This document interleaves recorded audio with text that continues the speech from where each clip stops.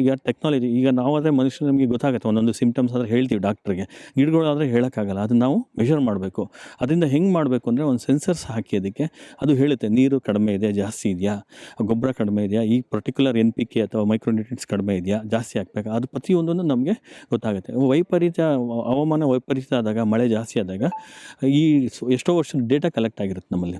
ಆ ಡೇಟಾ ಬಳಸ್ಕೊಂಡು ಇದಕ್ಕೆ ರೋಗ ಬರುತ್ತಾ ಗಿಡಗಳಿಗೆ ಮುಂಬರುವಾಗ ಸೂಚನೆನೇ ನಾವು ಈಗಲೇ ಕಂಡಿಡ್ಕೋಬೋದು. ಇದು ಒಂಥರ ನವೀನತೆ ಟೆಕ್ನಾಲಜಿ, IoT ಬೇಸ್ಡ್ ಟೆಕ್ನಾಲಜಿ. ಇದು ಬಳಸೋದ್ರಿಂದ ಸಾಕಷ್ಟು ಜನ ಆಲ್ರೆಡಿ ಈ ವಾರ್ಷಿಕ ಬೆಳೆಗೆ ಆದ ಕಬ್ಬು ಆಗಿರ್ಬೋದು, ಬಾಳೆ ಆಗಿರ್ಬೋದು, ಅಂಥ ಕಡೆ ಇದನ್ನು ಸಾಕಷ್ಟು ಬೆಳೆಸ್ತಾ ಇದ್ದಾರೆ ಆಲ್ರೆಡಿ.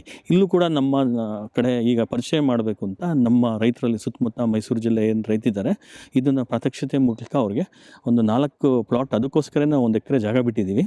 ಲೈವ್ ಡೆಮಾನ್ಸ್ಟ್ರೇಷನ್ ಕೂಡ ಅವ್ರು ನೋಡ್ಬೋದು. ಅಂದರೆ ಕೃಷಿಯಲ್ಲಿ ತಂತ್ರಜ್ಞಾನವನ್ನು ಯಾವ ರೀತಿ ಬಳಸ್ಕೊಂಡು ಮುಂದುವರಿಬೋದು ಅನ್ನೋದನ್ನು ತೋರಿಸೋದು. ಹೌದು, ಖಂಡಿತ ಹೌದು. ಯಾಕಂದರೆ ಈ ಟೆಕ್ನಾಲಜಿ ಅವ್ರಿಗೆ ರೀಚ್ ಆಗಬೇಕು ಅಂದರೆ ಅವ್ರು ಪ್ರಾತ್ಯಕ್ಷಿಕನೇ ನೋಡಲೇಬೇಕು. ಅವರು ಅವಾಗ ನೋಡಿದಾಗಲೇ ಓಕೆ ಈ ಥರ ಮಾಡ್ಬೋದು ಅನ್ನೋದು ಒಂದು ಅರಿವಾಗುತ್ತೆ ಅವ್ರಿಗೆ. ಅದನ್ನು ನಾವು ಪ್ರಾತ್ಯಕ್ಷಿತೆ ಕೊಡಿದ್ರೆ ಸುಮ್ಮನೆ ಸ್ಟಾಲ್ಸಲ್ಲೇ ಅವ್ರಿಗೆ ಮೆನ್ಷನ್ ಮಾಡಿದ್ರೆ ಅವ್ರಿಗೆ ಅಷ್ಟು ಅರಿವಾಗಲ್ಲ.